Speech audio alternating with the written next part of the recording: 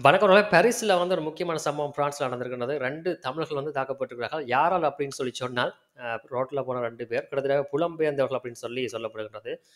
Paris தமிழர்கள பொறுத்தவரைக்குமே கருவல்கள் அப்படின்ற அந்த வார்த்தை தான் வந்து முக்கியம். அடுத்தது வந்து அடையார். இது வந்து கருவல்கள் சம்பந்தப்பட்ட விடயம். அவ வந்து தாக்கியிருக்கிறான். கிட்டத்தட்ட ஒரு ஆள் கையிலேயும் காயம் ஏற்பட்டிருக்கிறது.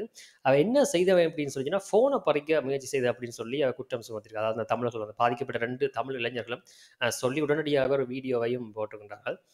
அதன்படி வந்து எங்களுக்கு ஏற்கனவே தெரிஞ்சது. நாங்களும் சில வீடியோக்குள்ள அத பத்தி தான் சொல்லியிருக்கிறோம். தங்க நகையா இருக்கட்டும், ஃபோனா இருக்கட்டும், பர்ஸா இருக்கட்டும். இந்த 3யும் இலக்கு வச்சு தான் வந்து செய்வார்கள். அண்மை காலமாக மிக வேகமாக அதிகரித்து கொண்டே வருது இந்த போக்கு. இதுல கூட வந்து சிக்கிறதுக்கு காரணம் தமிழர்.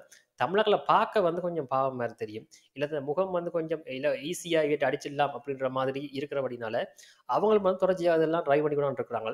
ஆனால் நான் பார்த்தால் பார்க்க தான் முகம் தான் பார்க்க அப்படி இருக்கும் ஒழிய, ஏதோ 2 அடிய வாங்கிட்டாவது வந்து பொருள காப்பாத்துறதுல எங்களோட தமிழர்கள் வந்து வேலை கட்டிக்காரர் அப்படின்றது எங்களுக்கு முதல்ல தெரியும்.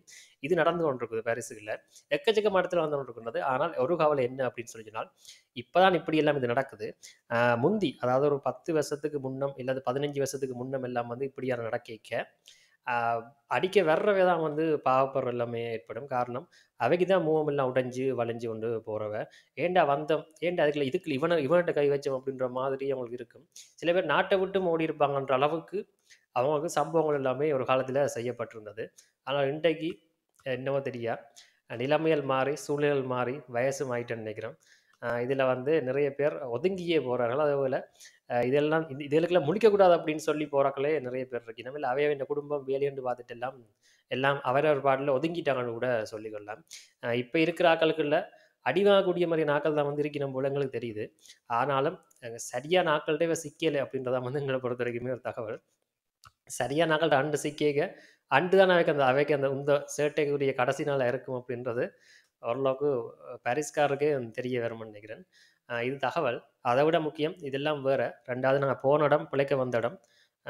ஆக ஓவராயும் போயில. அதான் அதேபோல எங்களோட தன்மானத்த இழந்து, சில விடயங்கள்ல அடி வாங்கிட்டு மூஞ்சி உடைச்சு கொண்டு வரவும் இயலாது. அப்ப சில விஷயம் செய்யத்தான் வேணும். ஆனால் சில சட்டதிட்டங்களும் இருக்குது. அதையும் வந்து மிக கவனமாக பார்த்துக் கொள்ளணும். காரணம் அவன் அடிச்சுட்டு போயிறான், திருப்பி அடிச்சு அதுக்கு கேஸ் போய்க்கொண்டிருக்கும். அப்படி சிக்கின பாரிஸ் தமிழர்களும் இருக்கிறோம் ஏற்கனவே. அப்ப அப்படியெல்லாம் இருக்கைக்கு அதெல்லாம் சரியான முறையில கணிச்சு செய்து கொள்ளுங்கள் சம்பவங்கள. அ அத விட முக்கியம், இதெல்லாம் ஒரு எல்லை தாண்டி போய்க்க தான் வந்து இந்த விடயங்கள். ஆனால் உண்மையான விஷயமே வந்து சில விடயங்கள தவிர்த்துக் கொள்றது தான். அப்ப அதுகள்ல மிக கவனமாக இருந்து கொள்ளணும். உதாரணமா சொன்னா அந்த செயினுகள போடுறது, தங்க செயினுகள அளவுக்கு அதிகமா போடுறதோ, இல்லது இந்த எக்ஸ்போஸ் பண்ணி காட்டுறதுகள், பில்டப் பண்றது இதுகள வந்து குறைச்சுக் கொள்ளுங்கள். அதேபோல தேவையில்லாம நீங்க ரோட்டுகள்ல சுத்துறதையும் குறைச்சுக் கொண்டீங்கன்னு சொன்னாலே, இதுகள வந்து ஓரளவுக்கு குறைச்சுக் கொள்ளலாம். அதேபோல நீங்க நடக்கிற பாவனைகள் இதுகள்லயும் கூட ஓரளவுக்கு அதாவது என்ன, நீங்க ஒரு சீரியஸா உங்களோட வேகமா போய்க்கொண்டு இருந்தீங்கன்னு சொல்லி சொன்னா கூட, நீங்க நிறைய பேர் ராத்திரத்துக்கு அத யோசிப்பாங்க. நீங்க உங்களோட வேலையில போய்க்கொண்டு இருந்தீங்க. எங்கேயாவது நீங்க நின்று தண்டிக்கையோ, இல்ல புலம்பேக்கியோ, இல்ல உங்கள பார்க்க ஒரு மாரி இருக்கைக்கு தான் வந்து அவங்க வந்து அவங்கலாம் உங்கள கவனமா பார்க்குறாங்க. பார்த்து அதாவது அவங்க சாதாரண 1, 2 பேர் இல்ல. தேர்ந்தெடுக்கிறாங்க. அவங்க நின்று பார்த்து, டக்குனு கணிச்சு உங்கள தான் வந்து இதெல்லாம் செய்றாங்க.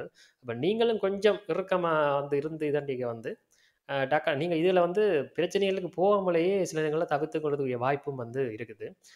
இது நான் எங்கண்ட தகவல். இப்படி வேற எக்கச்சக்கமான டெக்னிக்கல் வந்து உங்களுக்கும் தெரிஞ்சிருக்கும். தெரிஞ்சு கமெண்ட்ல சொல்ல விரும்பினா, நீங்க வந்து சொல்லிக்கொள்ளலாம். நன்றி.